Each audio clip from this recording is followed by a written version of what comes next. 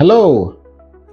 Sometimes when I see some young couples, displaying love and affection to themselves on social media or even on the road in public, right? I get to not exactly fancy their show of affection to themselves. Not because I am a hater, as they will say in social media parlance, or I don't like what I'm seeing, but I'm more crafted mentally to consider somebody who has been in the game for a long time before I will go all, oh, couple goals and all that. So, in other words, when I hear interviews of couples who have lasted some years, 30 years, 28 years, 40 years down the line, I will now go couple goals. Because in music, if you sing three R&B songs that are big, does not make you the king of R&B. When we call R. Kelly the king of R&B, it's not because he sang 10 songs that were hits in the R&B genre. It's because back to back, year in, year out, album after album, this guy kept dropping hits. When we call Michael Jackson the king of pop, it's not because he sang two songs that went viral. In fact, back in the day, you could not even go viral. There was no social media. You would have to prove yourself, right? As the Bible says, prove yourself a workman, diligent. So it's not just the one-time hit that makes you something. It's not the one-time hit that gives you a star on the Hollywood Walk of Fame. It's the consistency, dropping these nuggets again and again. It's not going to space for tourism in one flight and you call yourself an astronaut. It is the fact that you have dug your feet into this field and have showed, as we say in Nigeria, you don't show walking, right? So when you draw one day, you're not an artist.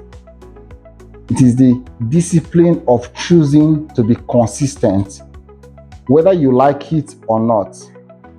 That you dedicate yourself to a particular craft. That's what makes you a master of something.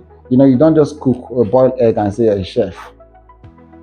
So when I hear people say, "Oh, I went viral with this one song," and then get a couple of people to dance, no, you're not. I don't even think you're a musician in the first place. Before I'll accord you, the king of something. There's particular musician that started trying to compare with even Michael Jackson.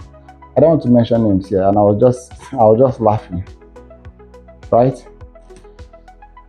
I know that we are beginning to have short span memory. So we just want something that is shiny, that just pops up, and then we all celebrate it. But we are joking, right? We are joking. That does not even cut it. Whenever you want to be serious about a field of endeavor, whenever you want to be serious even about marriage, you have to be ready for the discipline of the consistency over the years.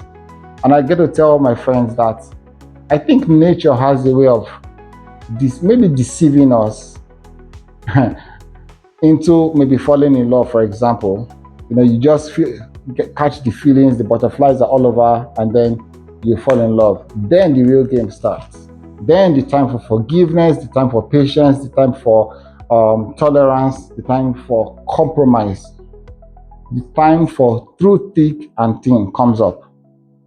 Then you see a plethora of people say, "Oh, we had irreconcilable differences." No, the differences are always going to be there. But like I said, it seems like nature deceives us into falling in there first. Do you know that Jesus almost let go of his vision, his purpose of being on earth? He literally told his father, he said, "Dad, take this responsibility off me." Now, all the while he has been preaching to his disciples, he was always claiming he was going to die. Do you know that at the point he even scolded Peter, his disciple, chiding him and telling him that, hey, call him the devil even, telling him that he should get behind him, that he doesn't know the will of the Father, when Peter told him that he was not going to die. And when Jesus actually faced the moment before his death, he almost wanted to give up.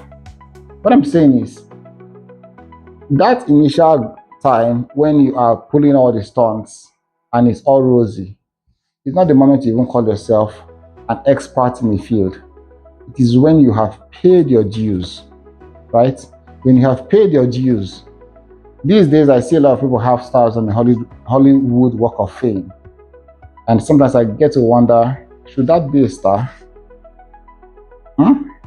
Anyway, let us decide whenever we see something shiny and we're interested in it. Our core decision should be based on our willingness to be disciplined and journey through. Leaving Egypt is easy. It's easy to decide to leave Egypt, but it's not easy to decide to walk through the wilderness before you get to the promised land. That's what I think about consistency. Thank you.